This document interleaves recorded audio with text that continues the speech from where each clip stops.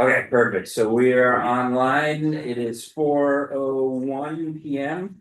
I have the privilege of starting today's airport commission meeting and we have a quorum today. My name is Nick Longo. I'm the Director of Aviation and this is the only meeting I get to start. So I call this meeting to order. I don't see any commissioners online. There's three. Oh, that's probably true. If there are commissioners online, just raise your hand so we can, I think that's you, Chip, so we'll let you in. Thank you. There you are. So Chip, if you could just acknowledge your presence here online. Oh, sure, it's not sure. Jeff is here. Okay. And Jeff. Okay, second. Okay, that's fine. All right, and then we have Jeff Shulman online as well for a full meeting today. Ooh. Oh, no, we don't have Robin. Yeah, sorry. Well, -1. But we do have one new commissioner and I don't want to take away from other introductions, but I do want to just introduce Andrew Savage. This is his first airport commission meeting after being appointed by the Burlington City Council at their last meeting as well. So welcome, Andrew. Thank you very much. Good to be here. Yeah. Thanks. So the next item on the agenda is the motion. Do I have a motion to adopt the agenda? So moved. Well, second. First and second by Alan. And we have an all in favor. Aye.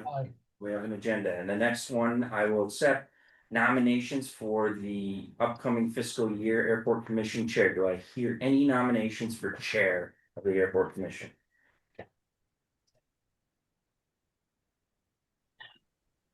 Can you guys hear me? Yeah. I am happy to nominate our current chair, Tim George, to continue in that role. Tim's done an amazing job leading us, and I, for one at least, would be happy to have him continue. So he has my nomination. I'll second that. So we have a first by Jeff, a second by Alan. Is there any further discussion or additional nominations? Seeing none, all in favor of Chairman George as our continuation of chair for the airport commission, all in favor? Aye. Aye. Aye. And the motion passes. Here's your baton. Thank you. Thank you to all the commissioners for that endorsement.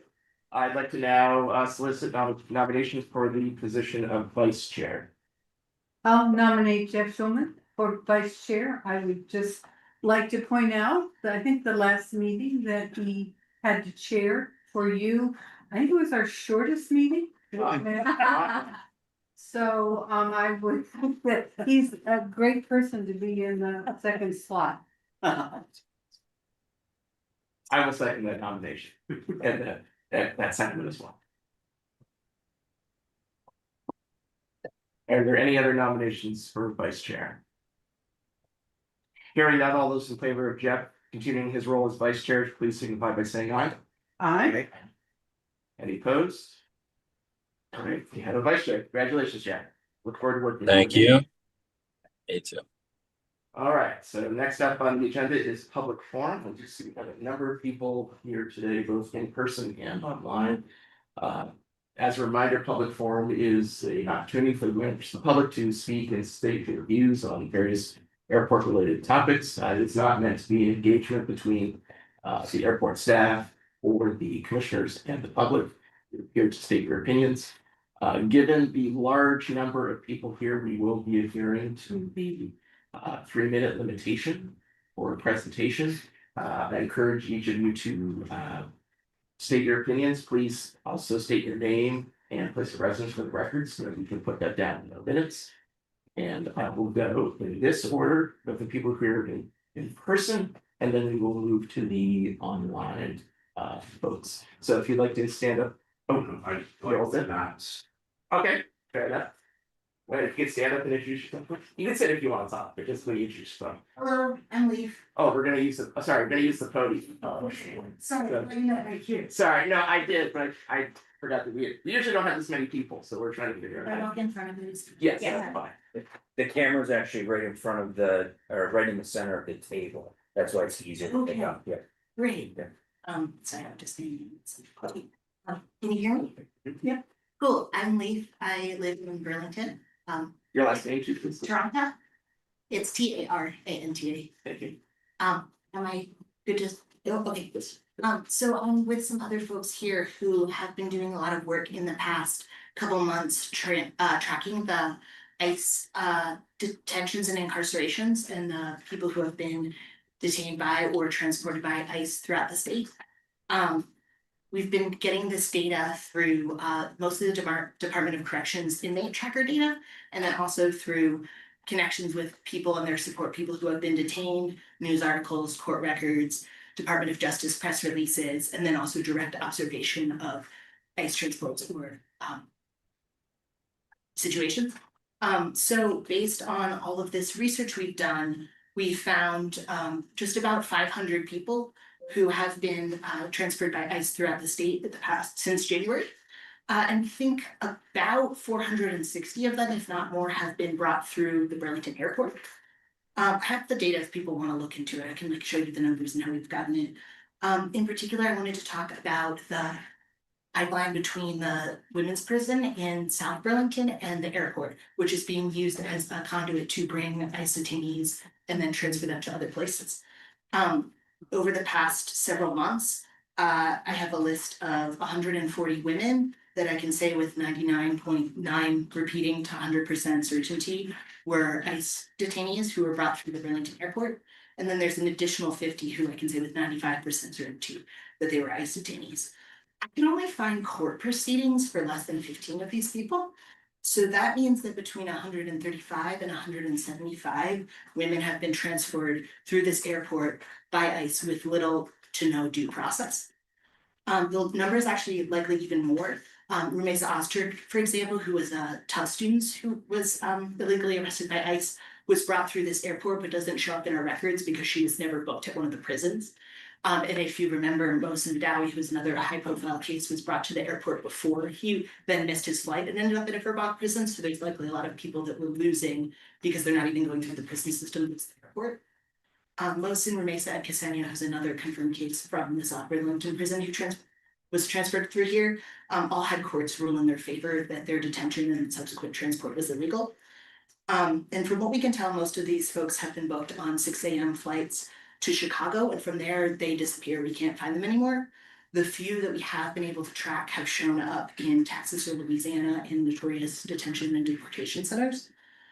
So I just wanted to let you know about this and the role that the airport is playing in the regional ICE deportation system in all of New England. A lot of these folks, from what we can tell, are coming from Massachusetts and are being transferred through Burlington and elsewhere, mostly in an attempt, from what we can tell, to hide them from their lawyers.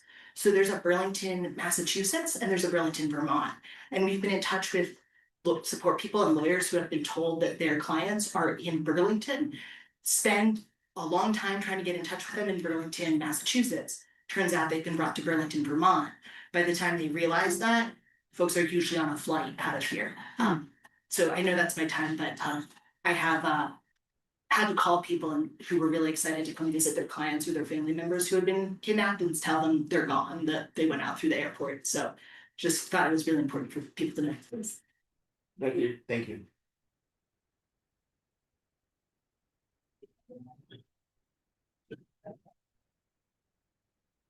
I don't think everyone here is planning to. Okay, well, that's what I was trying to go around. Try to go in order, so I could, there's too many of you for me to keep track of. So, Hi, go. my name is Brian Clifford. I live in Essex. I'm sorry, your last name? Clifford, CLIFF4D. And I've been working with Leaf and others, kind of doing some of this research. And my role has been to import the data and upload it to our database. And as Leaf said, the data source for this is the Vermont Department of Corrections website. If you go there, there's like an offender locator button. You click on that and it goes to a page that says jail tracker on the top. And it displays a list of like 600 people, which are the last 600 to either be booked into a local prison or jail, or you can also filter it by the last 600 people to be released from prison in Vermont. So in the evening, I look at the site and I upload all the new data into our database. And since the Department of Corrections has confirmed that there's a hold status that is applied to people that are held on behalf of another law enforcement agency or jurisdiction. Also, we combine that with the reality that none of these people are charged with Vermont crimes to assume that they're likely ICE detainees, and therefore Leaf has been doing most of like the manual research of looking up court proceedings and trying to get documentation of it. So in the morning, I'll look at this site and I'll filter through the release data to see who's been released. So if someone was released without any charges from a facility that is not parole office, and they had a hold status from when we originally updated our data, we assume that they're ICE detainees, and then Leaf can also kind of do more research on that. But I have to say that at their first few days looking through the jail tracker site, it became clear that groups of people with Spanish names, no charges, and no criminal history were being brought to the women's prison in South Burlington, staying a couple of days, sometimes in a few cases just a few hours, and then being transferred out, and almost always around 4 a.m. And this, provides plenty of time to make the early flight here through the airport. So I've watched this happen on my computer screen multiple times a week for the past month and a half. Happens pretty regularly at this point. It's my opinion that the volume and frequency of ICE transfers through the airport exceeds the volume and frequency of immigration enforcement in our communities here in Vermont. I suspect that most of these women are coming from out of state. Am I 100% sure about this? I'm not. I attempted to get this information through a public records request to the Vermont Department of Corrections, and they essentially won't answer any of my questions, citing privacy concerns. And I'm not sure what the commission can do about this. We're kind of still in the phase of getting people to believe that this is a thing that is happening. Just here to try to make sure that, this airport isn't part of a pipeline that is, dumping women into heinous places in Texas, Louisiana, or elsewhere. Thank you, Brian.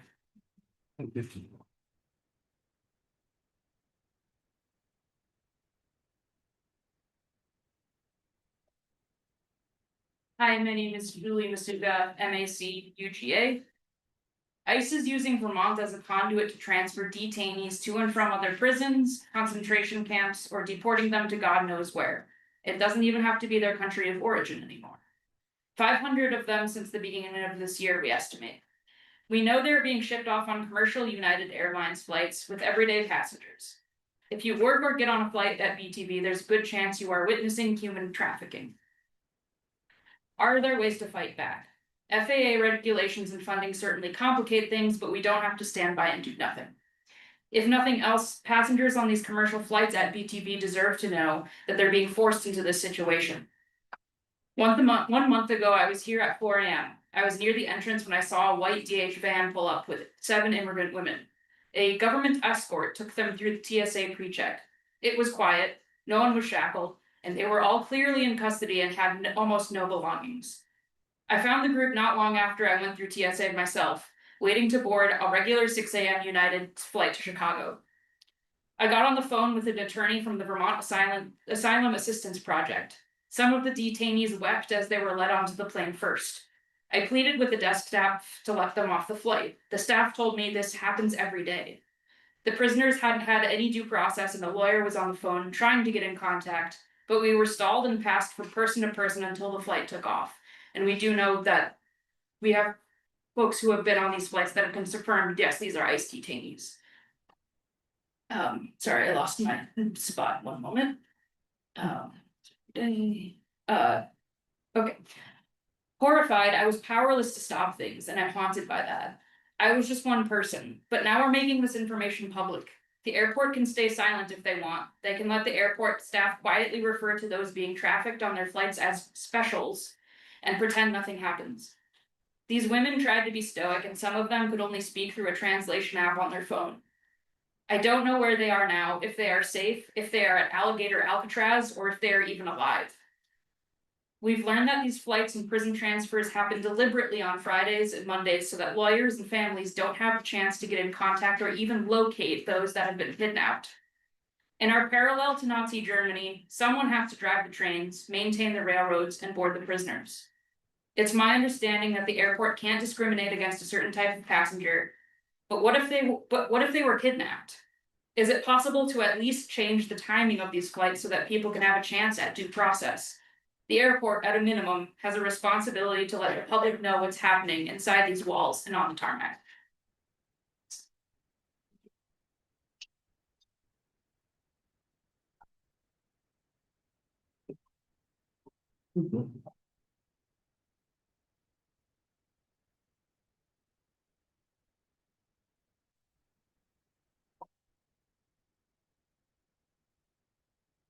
Hello, Rachel Siegel.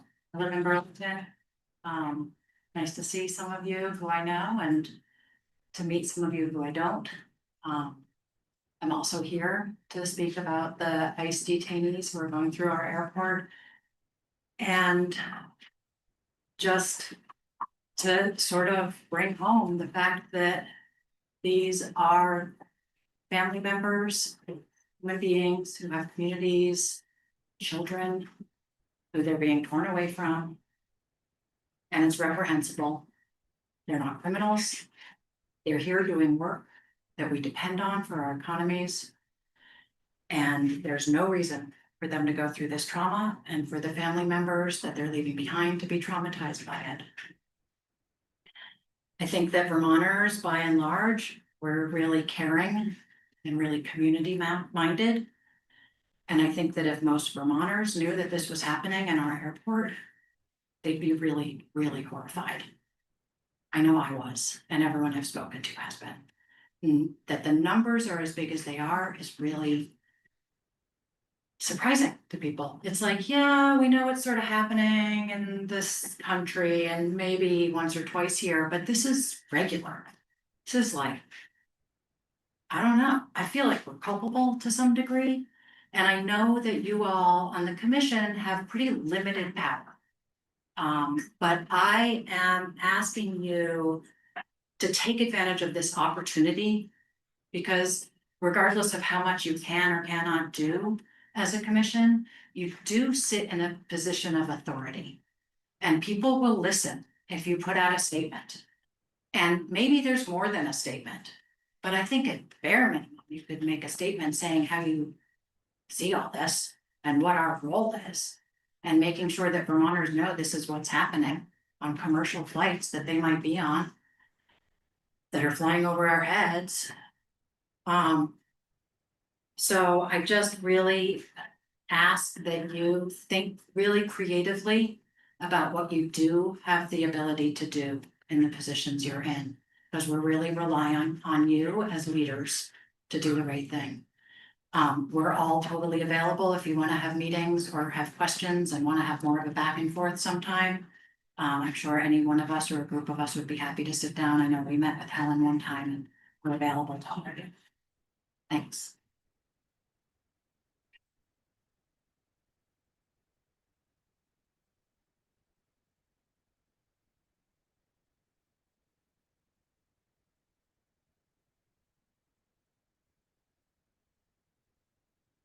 Hello, my name is Andrea de Jesus Coro, and I'm a BAP representative, the Vermont Family Assistance Project, and we are here to support the community in all their efforts that they've done to collect all this data and for you guys to also support us. Right now, because of the way unlawful transfers are happening, the only legal tool that we have is something called habeas corpus. But because the way ICE works, they do these transfers at 2 a.m., 4 a.m. So having lawyer volunteers come in and be able to mitigate this unlawful transfers is very hard. Right now, we are trying to expand our intake at facilities here in Vermont to kind of prevent all these unlawful transfers. And we are planning on launching like a late summer trial of these intake clinics at the correctional facilities. All this information has been relayed to the Commissioner of Corrections down. And yes, if you have any further like legal questions, you can direct it to me and I'll try to answer to the best of my capabilities. But we fully support what the community has done here. And the Vermont Assistance Project is here to answer any kind of legal questions that you guys have. Okay? Thank you.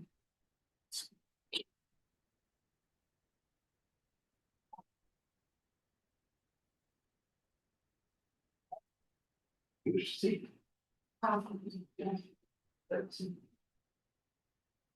This is not it. Okay, so, okay.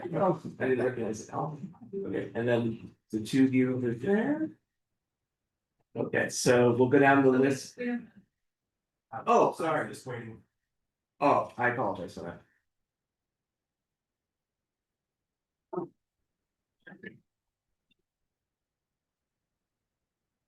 Hi, I'm Brandy Borston. I live in Heinsberg.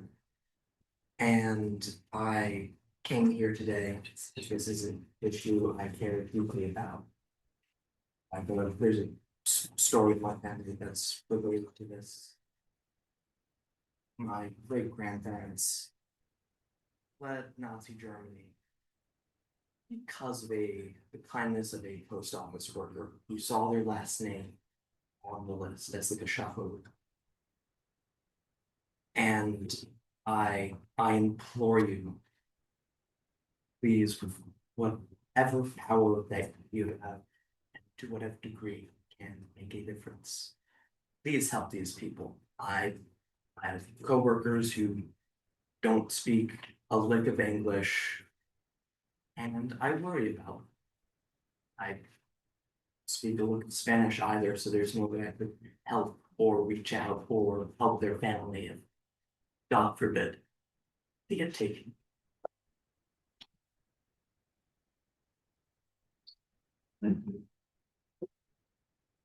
So I think that concludes in the room, if we missed anybody. Okay, so we'll go down the list online, so we'll start with Austin.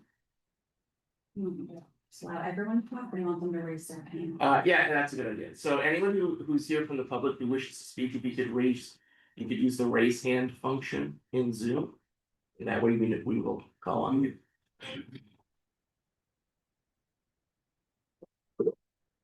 Larry, can you push the Yeah. Zoom? All right, I see no members of the public joining remotely who have raised their hand. If you do wish to speak, that is the method to indicate you wish to do so.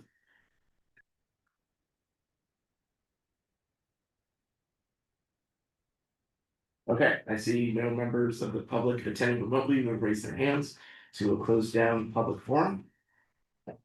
We move on now to item 6, which is the consent agenda. Do I have a motion to approve the contents of the consent agenda as proposed? So moved. That is Second. by Connor, is second by Helen. Any discussion?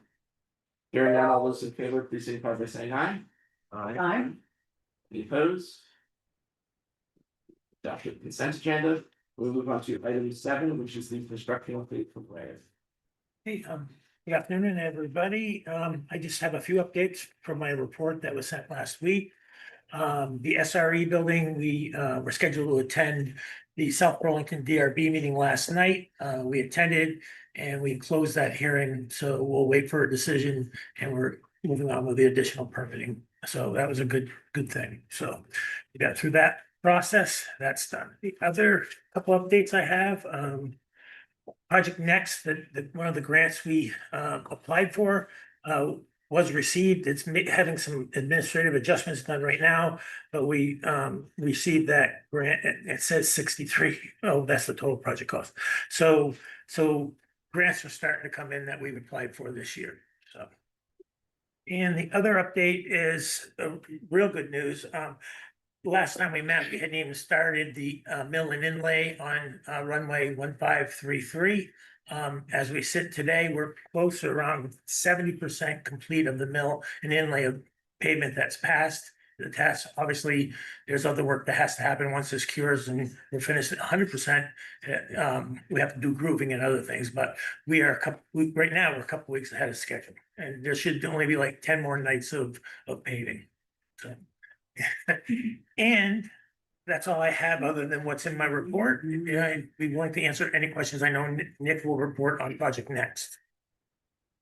I'm just curious, we're shutting down the runway at night. Whoops, sorry about that. Have air traffic has been, and have there been any problems that resulted? Our operations team has done an awesome job. We've got compliments from all aspects of the FAA, and Dave will report on this in his report because of our FAA inspection and other people had observed. It's just, it's well orchestrated, quick, and it's done and cleared in the morning. So no, there's been no impact so far. Obviously, there's no guarantees moving forward, but they've done a great job. And the FAA annual inspection, they wanted to see the operation. Typically, they don't spend 2 AM hours with us, with Dave specifically. But they did come in at about 11 or o'clock, 11:30, watch the full operation all the way till about 2 in the morning, and were very complimentary on the safety and the procedures that Larry and Dave and the teams have put in place. From an air traffic perspective, unfortunately, yes, there have been a couple of instances where there's been some cancellations and really cancellations associated with the project. Very few, and they're very remote in between, but one cancellation might impact 150 people. So it's we're working with the airlines. Dave and I are meeting with not only our local GM partners, but Jeff and I have also met with the network planners to make sure that there's protocols in place to avoid those situations when they happen. We have a hard closure at 11:45 until the project is completed, and the percentage is very, very low on number of cancellations. And this will go into September, and I'll return to normal. It looks stunning, beautiful. Beautiful, it's a beautiful night, yeah. Can you say that about a runway? Yeah. You can. I did. So that's all I got, Tanner, unless there's questions. Well, go ahead, Con. I just have a quick question. Sure. You mentioned on Project Next, the administrative adjustments. Is that standard from the FAA, or is that something? I'm just curious. Yeah, they sometimes they've sent them out and they found that they erred on some of the language, so they took it back and they're fixing it and getting it back to us. Okay, awesome. So, yeah. Thank you. All right, Commissioners, anything else for Larry? All right. Hearing none, we move on to item 8, which is the financial update report. Okay, thank you. So I'm Marie Friedman, Director of Finance. So I have here my report. I think the one item that I will point out is the city is coordinating our grant anticipation note closing downtown. With downtown, it's also the general fund is also doing a grant anticipation note. That hasn't closed. I thought it was going to close by June 30th, but I guess it's going to close in the next few days or early next week. But that's fine. We're not in need of it, so that is fine. Our revenues are doing well, and as expected, they've been consistent this year. So I talk about in the report kind of where you're going to see the highest revenues that are in there. Expenses are also on task. So, I'm happy to say the revenues are going in direction, and the expenses, I think we're doing a good job to control them. Our cash, we had 6.2 million at the end of May, and our receivable from the FAA was about 7 million at the end of the year. So yeah, the revenue, so there's detail, of course, in the revenues and expenses, and the trend report, as you can see, is doing really well, and our PFCs, which are the last one to get back to where they were years ago, and everything continues to be what we'd expect. Well, that's the gist of my report, and I will entertain any and all questions. All right, Commissioners, questions for Marie? Very nice. Thank you, Marie. We'll move on to item 9, which is noise information. Larry, you have part 1. Okay, there's no real update to my update from last week. As you can see, we're making good progress on phase 3 with the home improvements that are going forward. So that's great. I would like to report that we've received nice positive letters from homeowners that were amazed at how well things went. Even at home, that person said that their crews called it a monster because it was so large. So and we've been out there obviously, and there's all good feedback. So, and we'll keep moving forward. You want to tell me a little bit about OLDCC? Oh, well, DCC. Okay, the funding from the Department of Defense that's available, is the applications are due January 9th. July 9th, I apologize. Madison, who we'll introduce in a little bit, is helping to move that forward. We will be applying for multiple grants for the construction phase only because of the current grants we have from the FAA have plenty of monies for design. So we will be applying for construction money to move forward quicker with more home construction and improvements. Nick, do I? Yeah, I think that if the commission remembers, this is that $18 million that we applied for all 18 million last year, right? Yeah, I last think it year. was late last year. They never awarded the full $18 million, even though we applied for some. We wish we would have received some, but their appropriation clauses didn't allow them to separate the dollar values. And that's why this year we're gonna be going in for multiple grants. In fact, there's 6 grants now that we're going to be applying for, smaller grants that equate to just over probably $9 million, I think is still. To increase our chances of receiving additional funding to supplement all this other residential sound insulation program that we're doing from the Department of Defense versus FAA funding, which is really, really important to us. We're open for $9 million, but we're hoping just for at least 1 grant this year. And the FAA is still committing to about $5 million a year in residential sound insulation for us. So that's all I have, unless you have any other questions. Great, Commissioners, anything for Larry on 9.1? All right, we're going to 9.2 from Jesse. So.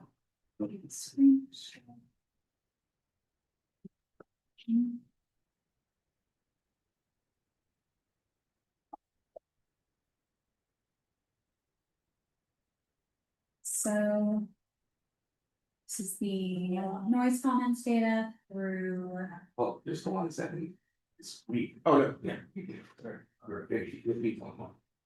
Sure he does. Go ahead, Jesse. So the first slide is just the total comments by aircraft, so the total comments have gone up to 829. I have the exact amount on the last slide, but some of those were just tests. And some of those are additional comments from the community. Because we're presenting raw data, that's why we're including the tests. So this is comments by aircraft, the ratios were made about the same, the total is over 800, look like that. Comments by town, again, about the same. Comments by aircraft. Again, this is largely the same data set or it is the same data set, but representing the same kind of trends as the previous months. As you can see, these came in June. Did we have a blimp here? No, the comment for that is why don't we have a blimp? Oh, But they selected blimp. And it is a comment, so. It is included. Incidentally, the Goodyear blimp Oh. did actually fly around the way. They ended up landing at Plattsburgh in the last week or so. Yeah, it was to celebrate some anniversary. They're visiting pretty much every state. they're pretty quiet. I I didn't. heard they're doing that. Oh, really? Are they? We're close to it. Yeah. Oh, They really are. are they? Yeah, yeah, Oh, okay. yeah.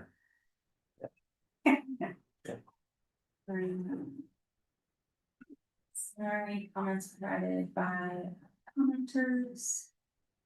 And then statistics, the first 3 bullets are the same as the previous reports. 3 additional comments from the community in June, and then 2 of those were tests. Any questions? Otherwise, that's all I have to report. Not sure there's anything for Jesse. Right, move on to item 10, which is the director's report from Nick. All right, first things first, I just want to introduce some new titles, some new to you employees of the airport. So we have 3 employees of ours. I think you may have met Madison in the past, but not with her title that she has today. Larry's reported on this before, but Madison is our newest employee, full-time employee, and joins Larry's team as our what's your title? Environmental compliance and project. So she's gonna be helping Larry from grants to noise applications to the OLDCC funding to stormwater review to glycol usage, you name it, she's gonna be a part of. So welcome, Madison. Thanks, you guys. And then we also have Alex. Have you been introduced to the commission? You have, yes. Yeah. So this is Alex, and she's our marketing assistant on Jeff's team, and is also part and wears many hats throughout the airport. Not only through the terminal, but through some of our behind the scenes advertising and communication with our public, which has substantially increased since her arrival, which is fantastic. And then also our newest manager here, this is our final manager position. We have 4 positions after the reorganization. Romeo von Herman is now part of our team, just finishing up about 2.5 months with us, 2 months with the airport team as our customer experience manager. So he is responsible for our ambassador team and our landside maintenance team. So anything customer facing, from landscaping to our curbside, Romeo's managing that amazing team. Thank you, and glad to be here, and I think some of you know we've moved down to our area, the bus station, I was eager. But now the airport station. Oh, yeah. Now big portion, it's fun to be here. And for you, so a little bit on Project Next, we have a quick snapshot of this, and then we have some pictures later on, but Project Next is going absolutely fast and fun, and there's a lot going on, from geothermal still being drilled out there to the mass timber beams, which is even greater than this image shows, and preparation for the 3rd floor roofing and other items in there. So a lot more progress to do. It's July 2nd. We're hoping to open by around April of next year. Let's call it spring of next year, and start moving some of our airline partners into the building while we work on the demolition of the old section, and then full interaction with this new building. Like Larry reported, we recently just received our newest grant, our $5.8 million grant, which is associated in part with this building, with new jet bridges, as well as some renovation of the existing 2nd floor, which is behind this wall on my left. So a lot more work happening in the building. Even this doesn't do it justice on what the difference is between when this was taken and what it looks like today. Right. Yeah. Quick trip to Charleston occurred, so Alex, Jeff and myself in the background, looks like I'm yelling at somebody through the phone. Over to Charleston Airport to introduce our newest flight, our direct flight to Charleston and Burlington, the first time ever we were connected to this airport. It was an absolutely stunning trip. Alex kept Jeff and I on a very strict schedule of where to go, what to see, who to meet, and what landmarks were out there in Charleston, and celebrated a lot of important influencers that were flying in from the Charleston area into Burlington to experience it for the first time. I gotta give a huge thank you to the Charleston Airport as well. They gave the 3 of us about a 2.5-3 hour tour of their airport and their operations and everything they do from literally their ops department all the way up to their administrative offices, which was absolutely outstanding. Yeah, I want to add to it with this flight, we worked very closely with the Hello Burlington as well as the Department of Tourism and Marketing on a very unique campaign strategy. We hired influencers. We went down to the market. We're still in the market, and our whole goal was to do a test case to show the power of working together and kind of breaking down the silos at the various different agencies across the state. We're still getting the data in, but a benchmark for us is it's now the third destination that's hitting our website on a regular basis. And we can't say this is the only reason why. There's many reasons. Obviously, the passengers are filling the planes, but it was originally supposed to be just a seasonal flight ending in August. They're now at least flying through December. So it's been a huge first flight, and hopefully we have more to come in Greece. That's great. Another huge shout out to the marketing team, Jeff and Alex and Jesse and Jillian and literally the entire team that was involved with our Skyline soiree. Jeff did an absolutely outstanding job directing the show, not just from a MC perspective, but also getting me to do this. I did not get you to do that. That was your idea. But you said yes.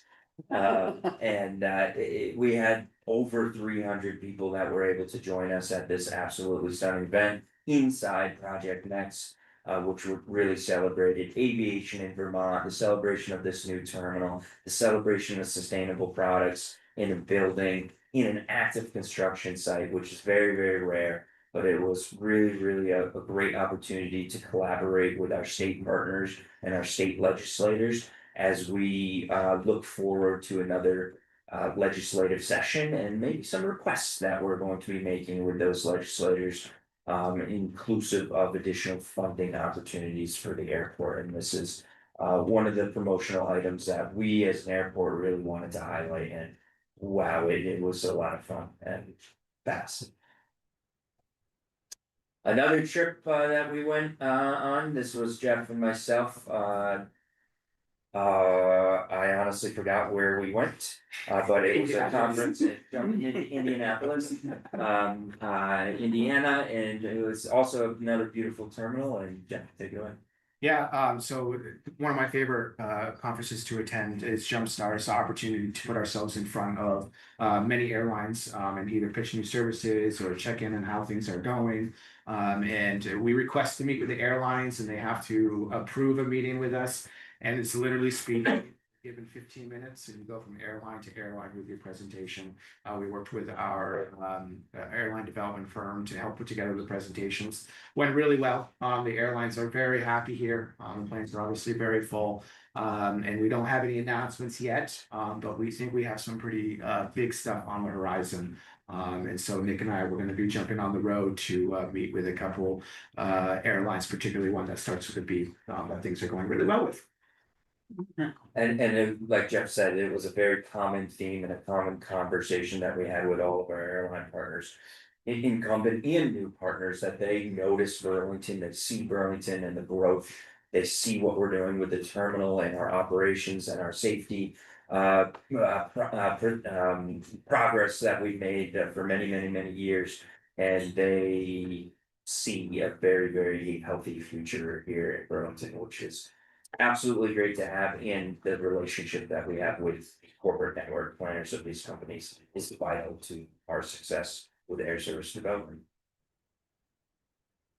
The rest of the team was able to enjoy a great conference in Atlanta, Georgia. This is the 97th annual American Association of Airport Executives Conference. This is probably the largest airport conference that is out there.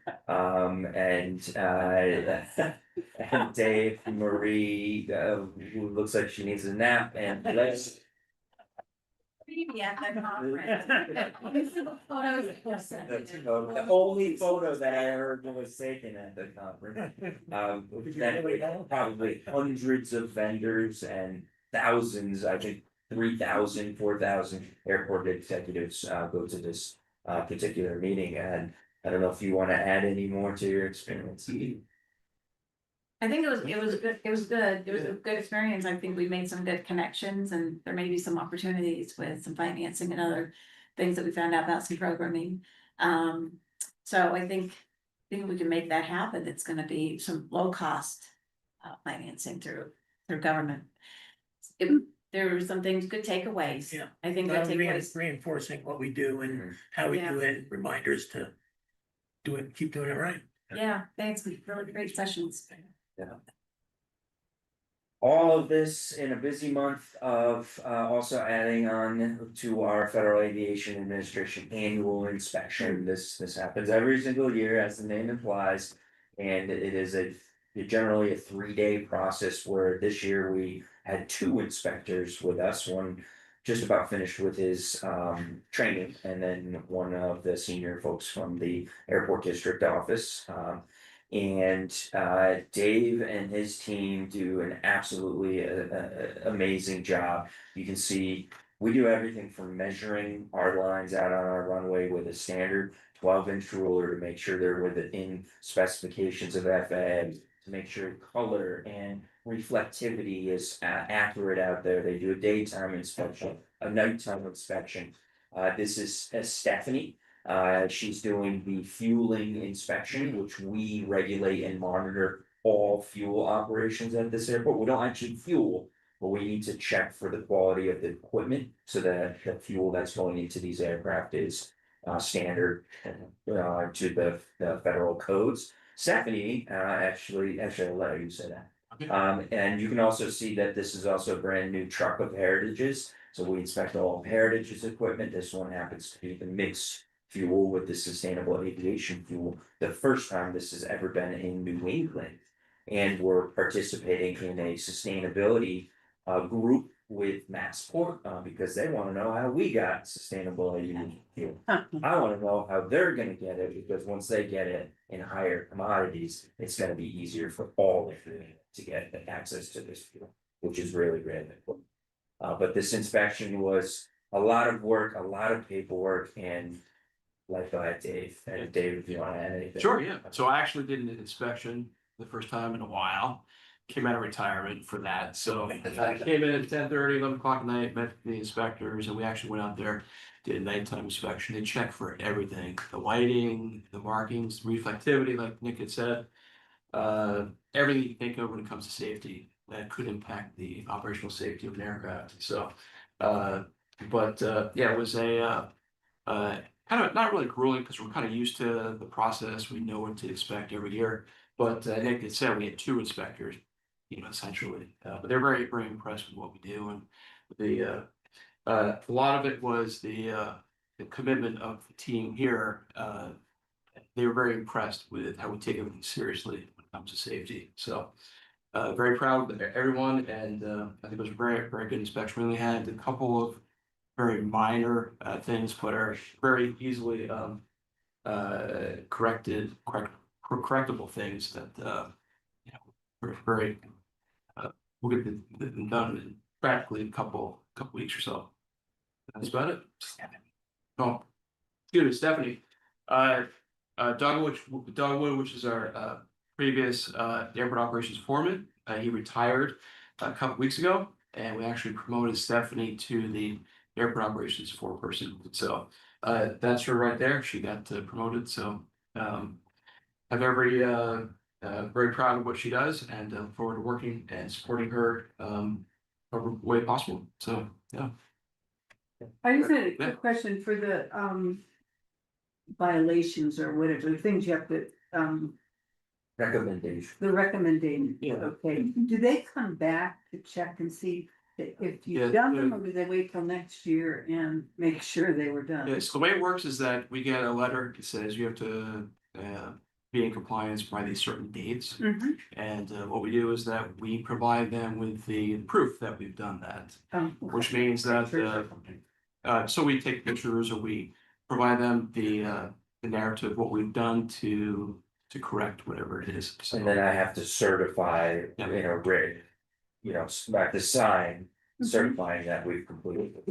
Now, it depends on the severity of the violations too, right? If there's a severe violation, then yeah, they will come back sometimes in a month or two to investigate or do another special inspection.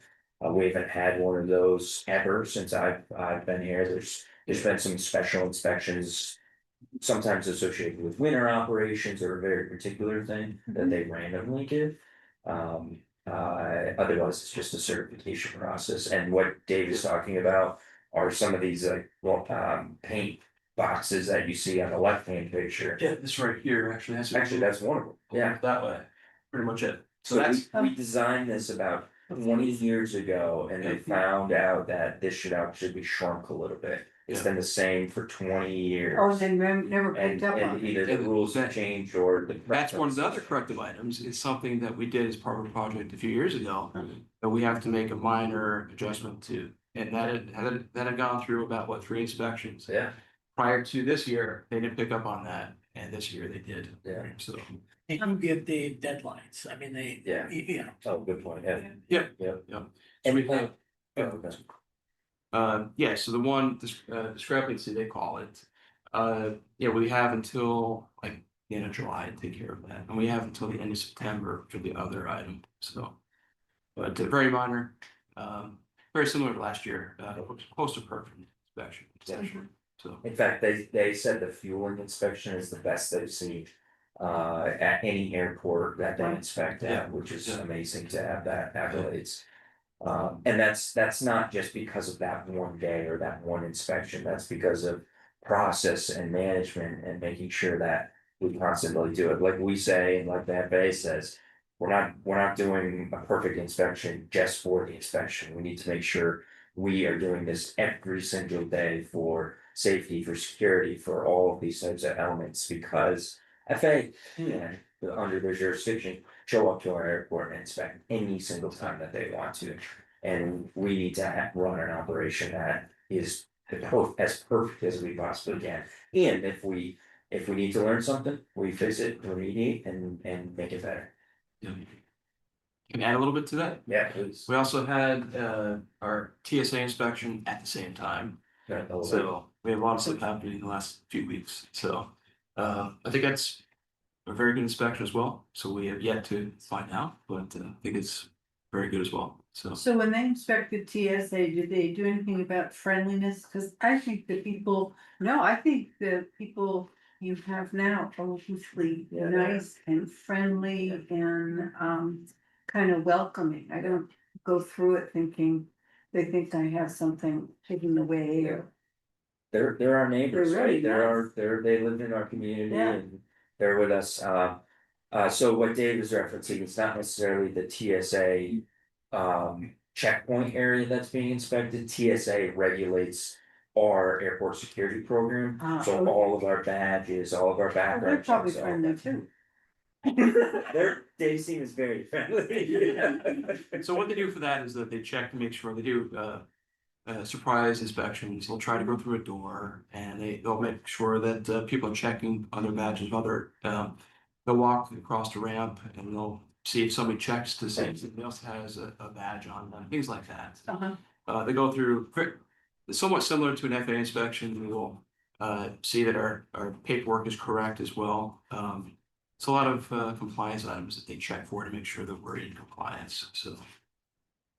And this is called our Part 139 or 14 CFR Part 139.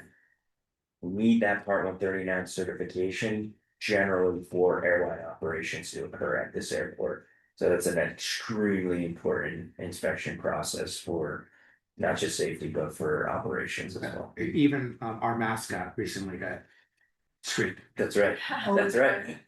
Yeah. Walked through the wrong door, had to get checked out. It was the right door. You went It's the right door, but it was a random screen. Did he lose pay for a week and take his? No,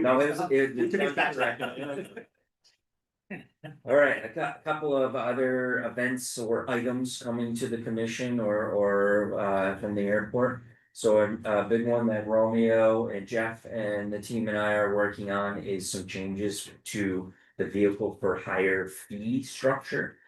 So as part of the city of Burlington and the airport's budget, again, 2 different budgets, we're an enterprise fund.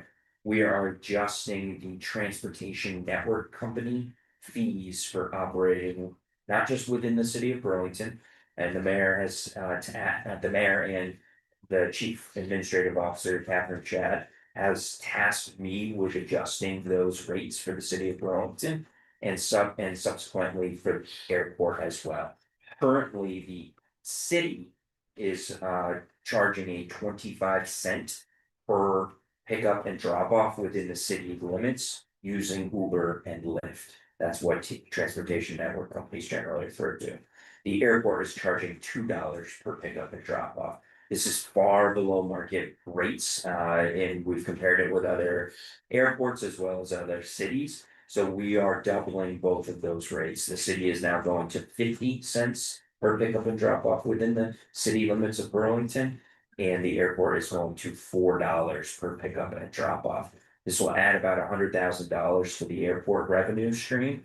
And this will add up equivalently about $100,000 or more to the city of Burlington's revenue stream. Again, very, very separate. The airport budget must remain with the airport, so those revenues, of course, stay with the airport. But you're gonna see those changes in the next several months. And next week, we're gonna be going to the Vehicle for Hire Board, which is the regulatory agency that sets those rates next week to receive their approval. Also, we're Just gonna ask, how does that compare to taxis? yeah, so two different items. Excuse me, so under the vehicle for hire ordinance, taxis and TNCs are slightly different. So if you're operating generally with a app-based service provider like Uber and Lyft, then you would be in that TNC network and charge those fees that I described. Otherwise, taxis have specific licensing payments and fees associated with the year. So outside of the airport, I believe it's a $500 licensing fee for the year for anybody that's operating within the city of Burlington as a taxi operator, whether it's a group of taxis or an individual owner operator service. Further, if you operate at the airport, then there's also a queue permit associated with being in line at the airport. We're now currently maxed at 90 queue permits, which is set by the airport commission. And I recommended raising that number a year or two ago, I can't remember where it was, to allow more opportunities for drivers to come in. That's also a fee for that. I can't remember how much that was. Those haven't been changed in a little while. But those also are to allow disadvantaged businesses and other companies to operate within the city of Burlington and at the airport. I have further recommendations for the queue permits that will also come in at future meetings so that we can better serve our customers today. But yeah, two different things, and taxi operations do not get charged that 25 cents and the $2 pickup and transaction. And just Nick, on that point, we had talked about exploring the concept of having a different rate for different times of day, specifically to incentivize, the midnight flights that come in. Yep. So is that $4 uniform for all days, all times, or is there the ability to have some variability in that? Yeah, so for the TNC operators, Uber and Lyft, that $4 uniform throughout the day, because sometimes we have issues with TNCs, but generally it's getting better and better and better with more drivers being available on the roads. The taxi drivers, however, we have adjusted those rates, so those taxi drivers do get to charge more after a certain hour to incentivize those more opportunities for people to get a cab specifically. So those are active. So just to follow up on that, so their permit fee is no different. They pay a taxi driver pays a Correct. single permit fee, but they can adjust their own rate based on the hour pickup. Not necessarily, so the city through the ordinance process sets those Sure, maximum. they can adjust those rates, okay. But now they can adjust it. There used to be a uniform rate across the entire day. And the vehicle for hire board and we have had conversations about raising it beyond, I can't remember what hour it is, but beyond 6 p.m., let's say, for example, to increase the maximum rate that taxi drivers can charge a passenger, yeah. If I could just add real quickly too, as it relates to Uber and Lyft, there was a story that came out on WCAX about how busy we are and the lack of Uber and Lyft. It's not that we're seeing a decrease in drivers, the demand and our increase in passengers, we're blowing previous year's numbers out of the water. So it's not just the rates and they're fluctuating it, we need more drivers is what we need, particularly at the lake. Just as an example, Q1 growth on calendar year January to March from 24 over 23, we saw a 23.7% increase. And then this year, 25 to 24 was another 25.5% increase. So raw in terms of total trips from 2025 to 2023, it's just over 7,000 trips in that one quarter. So huge demand, but we need more trips. And that's where I didn't know if playing with that $4 was really good. And some of that at the times we're short. Because I get your growth as part of it, but also we have to, what do we do to address that? So keep in mind, the TNC, that rate is a pass-through rate, and the driver doesn't get that rate, right? That's a pass-through to us, so there's no necessarily incentive. But they could adjust their pricing if the $4 was lower. So Uber and Lyft does do rate adjustments. They're not subject to those same rate limitations yet. So they will adjust those rates when the demand is there, yeah, to incentivize more drivers to hit the road. And what we're seeing a lot too is a lot of, particularly in the evening, these are people with day jobs already that are just looking to supplement their income, and then come 9-10 o'clock at night, it's time for bed. So that's where we're trying to balance it. A second change to the vehicle for hire process is the airport is going to be administering all licenses for taxi drivers within the entire city of Burlington. We did this about 10-ish years ago. In fact, when I first started, I was administering many of those licenses. And Romeo's going to be taking over that process for the city of Burlington. And that's twofold. One, we receive a lot of the same taxi drivers, so this allows us to manage the quality controls of the taxi, make sure the cars are inspected, make sure the drivers have background checks, which we require, make sure the vehicles are to the standards of the ordinance, so that we can also verify Q permit status and make sure that they're consistent with one or another. To have a Q permit, you have to have a city of Burlington license. So now we're able to control more of that same process. So that administration of the city licensing will come over to the airport in the next couple of months. RSAT, another acronym there for you. So that stands for the Runway Safety Action Team. This is another Federal Aviation Administration sponsored event. This is actually hosted by the FAA's Air Traffic Division, our local division right here, managed by Felicia. And her team present any runway incursions or runway incidents that occur over a 12-month period of time. With very, very low occurrences of any of that type of events, but we like to study it, understand it, and recommend any changes that would be published for pilots to see. That's called a chart supplement or an airport diagram picture, and that's available to the public, and you can see what we call hotspots out on the airport, or areas where pilots need to pay extra attention.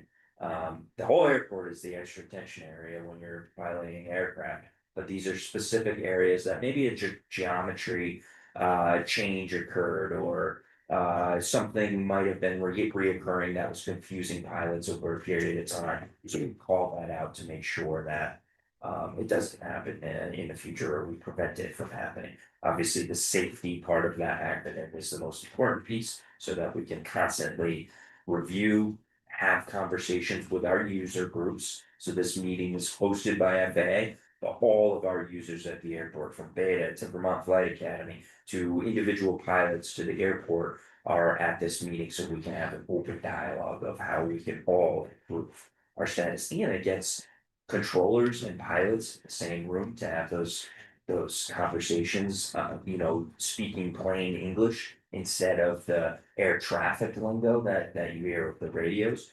So that everybody's on the same page, but it was a successful meeting that we had again just in the last month, just last week. And then a couple of items that will be coming to you as action items in future meeting agendas. We're moving forward with a new system, hardware, software system for our parking garage. Our current system is very outdated. In fact, can't do all the changes that we wanted to do. Just as a reminder, through the budget process, we increased our rates in the parking garage as of yesterday. That went into effect. And Flash system, Flash is the name of the company, is a new system that we're able to move forward with. And you'll see that contract and authorization to move forward with contracting with them in future, hopefully at the August meeting. Same with a couple of tenants. We have 3060 Wilson Road, which will negotiate in a lease agreement in one of our industrial buildings. We have a new TSA lease, Transportation Security Administration lease, through the General Services Administration, which manages most federal real estate transactions. This is a new lease agreement with TSA that'll come in the August month.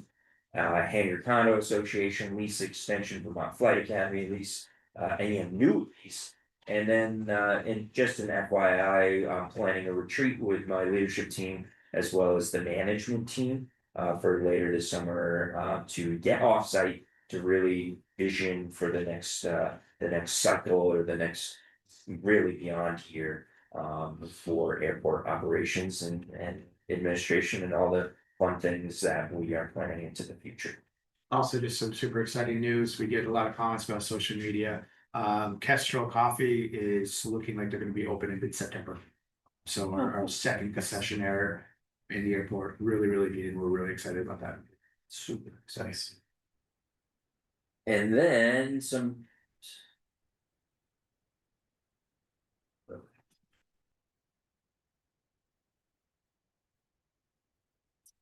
And then I'll leave you with the statistics as I do.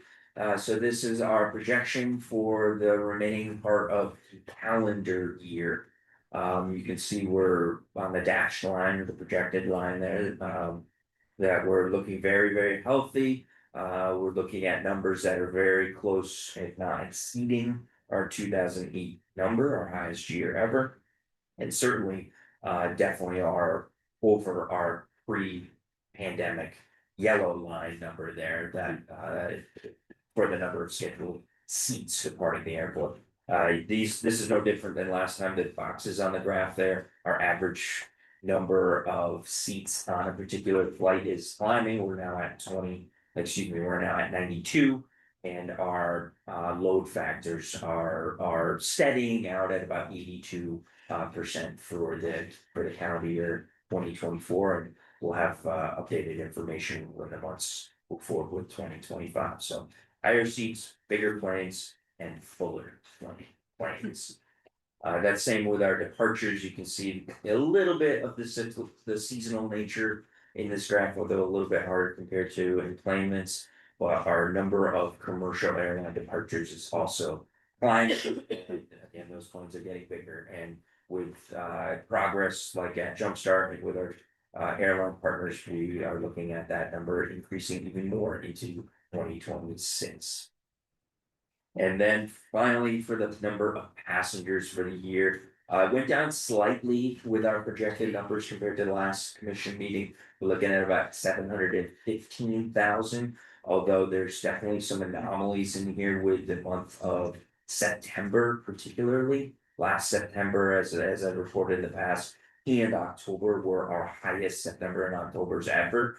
So the airlines are still making those adjustments and making those final numbers for the end of the year. That's why these number shifts all over the place. But as they move forward, we put the actuals in there, and we have actuals through May. And I think for the fiscal year, once we have our final numbers for June, which we'll have in about a week and a half, we should hit over 700,000 passengers, maybe over 705,000, which is our 2019 number for the calendar year. But this is for the fiscal year. So we're full, we're busy, and we're continuing to look busy through the rest of the year. Just looking at the graph, so the winter months, we have lower numbers. Is that in part because of weather and cancellations? No, so these are all projections on schedules, right? So this generally has nothing to do with that, except for the supply and demand. So, I mean, if you look at our numbers through, the records that we have confirmed with FAA is through 1989. You can see the same cyclical pattern over and over and over, seasonal pattern over and over again. September is definitely renowned in the industry of being a lower month. There's a lot of maintenance activities that happen in September too, so airlines take advantage of that. And then you'll see specifically for us, brief season, October season, and then a little bit in December. If I could add a little color to that, this was actually a theme for us when we were at Jumpstart talking to the airlines is travel to New England and Vermont is the demand is there for September and October. The few airlines were interested in actually increasing their capacity or even new airlines started temporary 1 or 2 month service just to help accommodate the needs, which is in the airline, they kept saying this is the opposite of what we would normally see, but we want to fly our planes. We don't want them stationary, especially on a cash flow basis. They saw that opportunity with us. And that proof was last year when we hit those record numbers ever. They liked that. We did too.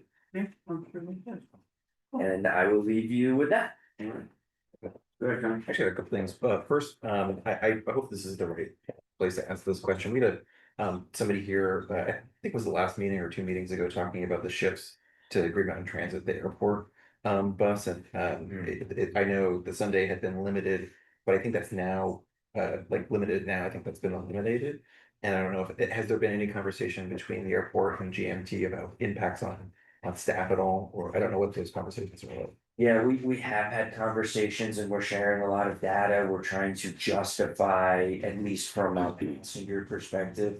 And associated airline schedule perspective, which in turn relates to when employees show up for work. To justify them either retaining, bring back, changing, combining, lots of different avenues and paths, but we've had productive conversations. But I think it's at that level of conversations rather than commitments on those types of changes. Great, thank you. And then they're not done. I know they're still, I know they're working through their planning mechanisms, and I also know that they're completely redoing both their institutional partner advisory committee and the rider experience. So it's just curious, those haven't been spun up yet. And then the other thing I had was I want to pay a compliment to everybody at the airport for the soiree and the Project Next update. Nick, in particular, your performance was memorable. It was very well done, and so I want to pay you a compliment. But I would just like to point out I've heard from a couple community members in both Winooski and Burlington. And I noticed it actually that night, but that there were and I'm not sure what the invite list looked like and the invite versus attendee, but a couple of BIPOC community leaders from the community had mentioned that that they were surprised that more from their representation was not there. And so I know aviation, both in terms of this group, but also in general, is a very white dominant space. And I just heard from a couple of them that they wanted me to pass along feedback that in the future, if there could be more concerted effort. And I know the airport does a great job already, but if they could be more pointed in making sure that they have a presence there, just because they're part of the community and they have historically been not invited to those things. So again, not sure what the invite list is, but wanted to pass along that feedback. Yeah, we had an extensive, almost 900 person invite list on there. But to your point, we celebrate and want to do that as well. So we will absolutely make sure we've heard that message loud and clear, and that's very, very important. Awesome, thank you. Yeah.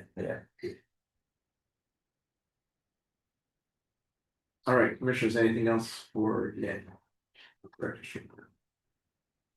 All right, so now we move to item 11, which is Commissioner items. 11.1 is immigration and customs enforcement. So how you can Yes, This up? I'll set the table. I had a phone call from, Julie and, Rachel, sorry. And, they raised the issue about what they see as a real concerning issue. And from my perspective, I said I would follow up, find out what the airport is doing and I felt that it would be important to have it on our agenda, if nothing more, to make it a little more, understood or recognized, by the public. But I was also curious about what our policies were and if there really is anything we can do.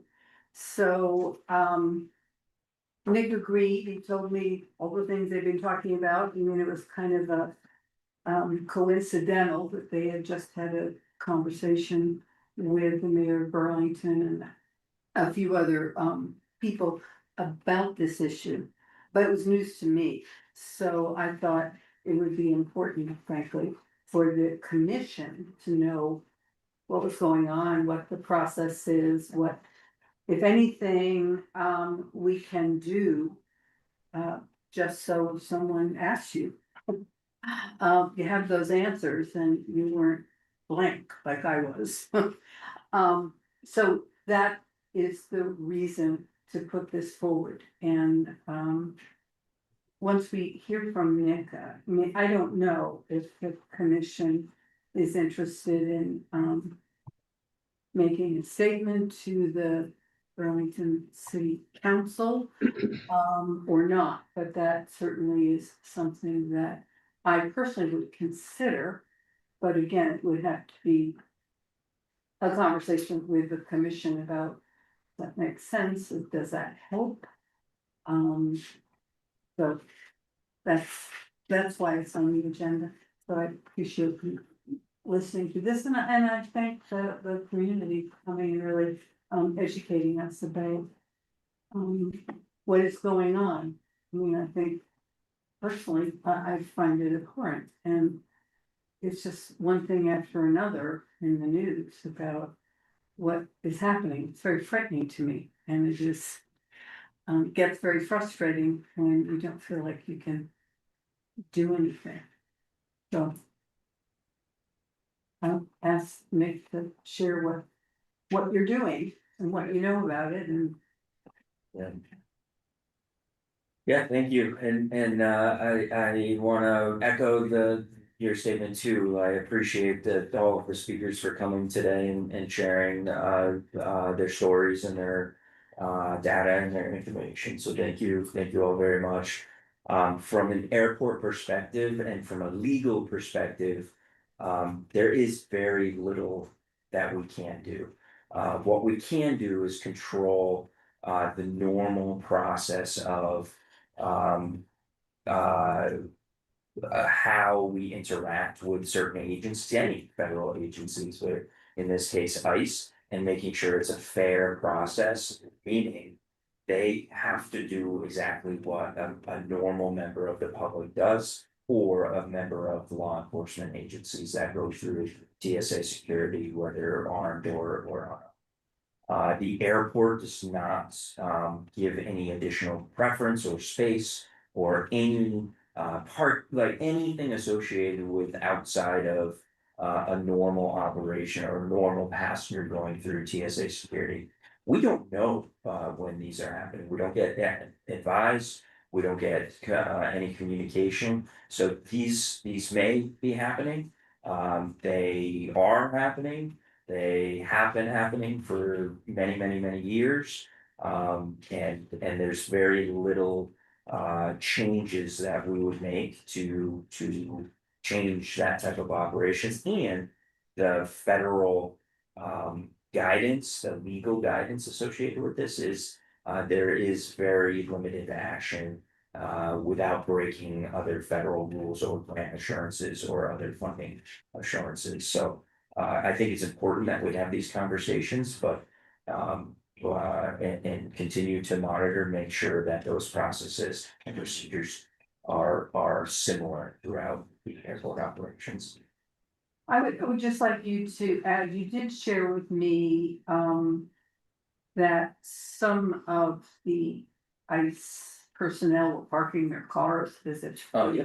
And you made those changes, so I think that would be Yeah. important to know, or to share. Yeah, and in some cases almost towed, because it was not a normal process, so we know there were cars being parked in spaces that were not allowed to be parked in, and we have now worked with these agencies to not allow that to happen any further, so everything is happening as if there is a normal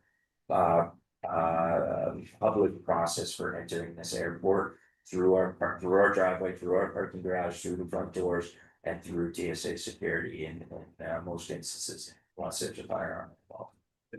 But other than that, we are working with them just like we would work with any other entity or passenger in the same way. And it's very little conversations that's happening with that, so.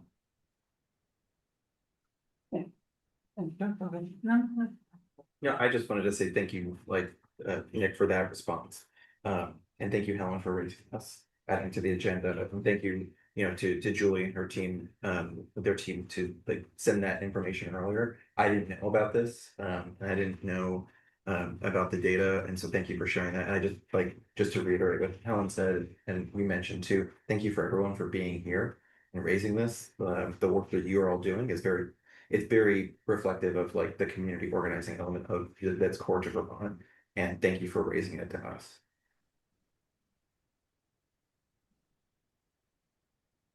All right, commissioners, anything else? Quick Go question. ahead. In that vein, is there any information that we could ask of the Department of Corrections to shed greater light into the circumstances, or is the understanding that Department of Corrections is largely left out of the information loop and it is an ICE, I guess, in ICE's domain, if you will?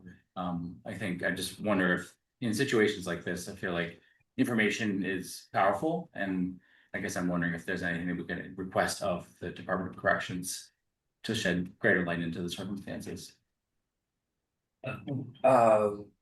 Definition of we, because we have no interaction with the Department of Corrections. All of our interactions is with the federal agencies.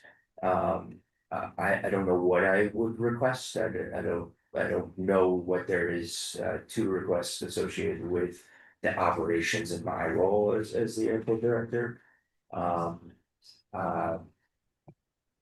Yeah, Fair answer, maybe something that we can look into more generally. Yeah. Not we as in you, but we as in the commission. Yeah, like I said, our interactions is specifically with the federal agency. It's a great question.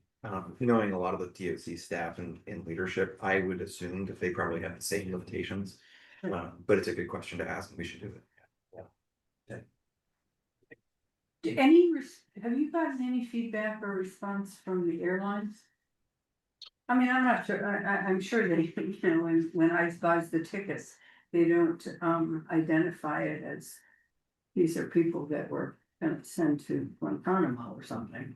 This is the route we're taking, but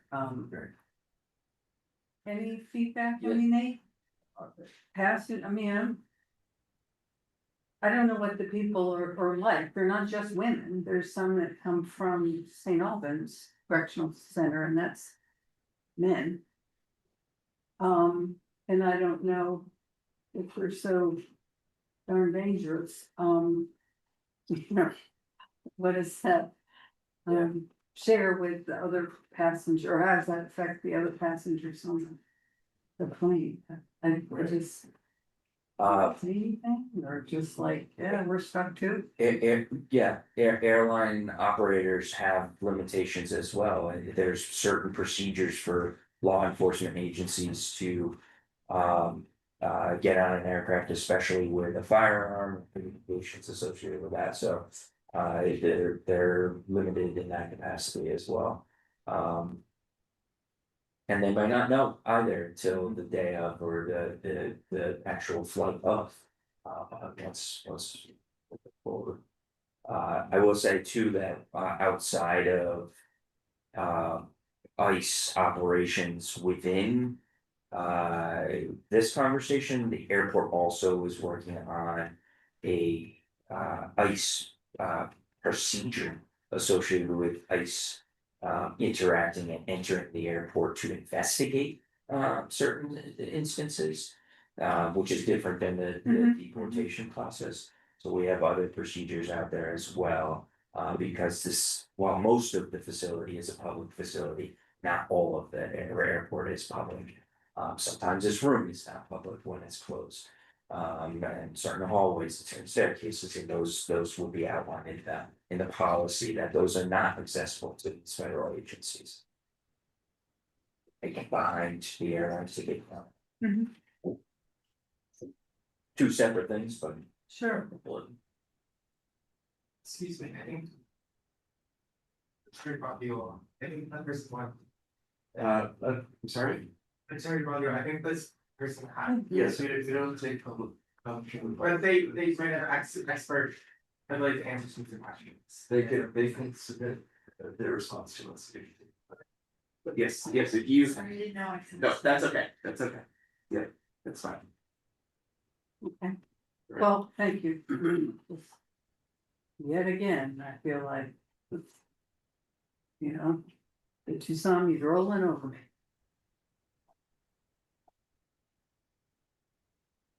But I think it's fair to say that we are not doing anything different with regard to ICE than we would for any other law enforcement activity, and those types of other things do happen at the airport. That's right, and that's an obligation that we have signed through years of grants and years of federal grant funding and other federal regulations, but we are not doing anything outside of, we're not doing anything preferential for decisions. Or any law enforcement. Okay, well, thank you, I appreciate the update. Thank you. And if anything else changes, I hope you'll let us know. Absolutely. Thank you. Commissioners, anything else on this item? All right, move on to item section 12, which is follow-up items. Section 12.1 is conversation on the Eldridge Cemetery flagpole. So go ahead, Dave. Sure. Other stuff we're on dinner. Yeah, so that was brought up at airport commission meeting, I think in April or May. Yeah.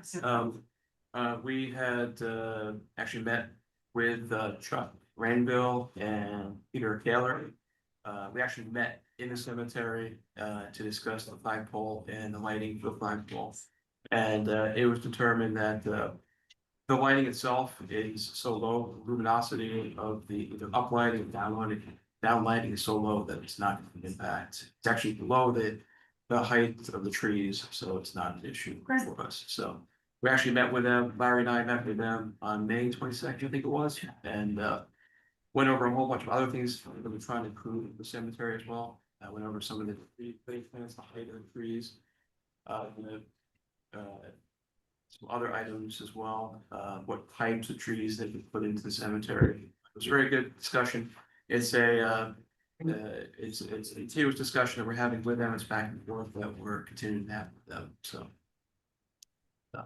Great. a lot of good progress. Thank you, I appreciate that. Will you have the answer you're looking for? I did. Or Dave, this is- No, I think that's fine. They'll let me, I mean, I think it's just they've got to decide which kind of lamp and light they're gonna install and get it funded. And then install, so that's fine, thank you. Fair enough. We'll move on to item 12.2, which is the organizational chart for airport staff. I don't remember which commissioner introduced this. So Well, no, what I wanted, yeah, but I wanted the names under it, so Yep. so you did, that's what I noticed. So this is just a kind of a supplement to the budget presentation. I think that's where it stemmed from. And this is the leadership team as well as the management team and the administration team throughout there. So this is our senior staff, and then there's maintenance worker positions, ambassador position, electricians, airport operations specialists, and 4-person positions that will report to those manager positions, but this is our generally our full chart. We have probably 35, almost 40 positions in the two lower boxes in the green sections. And there's one vacant position, which is the Deputy Director of Aviation Administration, which later this year will move forward with a reclassification, regrading of that position and then posting that position. Currently, those two managers report directly to me. Thank you. Yeah. We don't forget. I felt it. Until I see it again. Yeah. That's the news. And this will be our chart that we'll use for future budget presentations. Well, that's big, makes sense. I think I didn't see that. Right, that wraps up 12.2. Item 13 is adjournment. Do we hear a motion to adjourn? I'll move adjournment. Moved by Helen, is there a second? Second. All those in favor, please signify by saying aye. Hi. Aye. Any opposed? We are adjourned. Thank you, everyone. Thank you very much.